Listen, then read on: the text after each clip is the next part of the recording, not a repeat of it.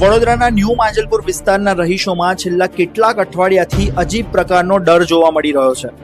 રાત્રે વાહન ચોરી, બંધ મકાનોની રેકી, સોસાયટીની બહાર શંકાસ્પદ લોકોની અવરજવર અને મોડી રાત્રે ગલીઓમાં ફરતા અજાણ્યા તત્વોની ફરિયાદો સતત વધી રહી છે.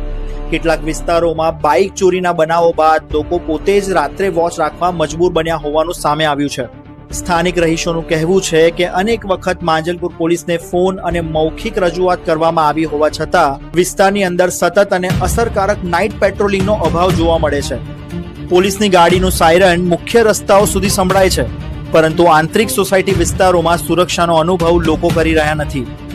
એક સ્થાનિક વેપારીએ નામ ન જાહેર કરવાની શરતે જણાવ્યું કે ચોરી થયા પછી પોલીસ આવે છે, સીસીટીવી ફૂટેજ માંગે છે, પૂછપરછ કરે છે, પરંતુ લોકોનો સવાલ છે કે ચોરી થાય તે પહેલા પોલીસની હાજરી કેમ નથી દેખાતી.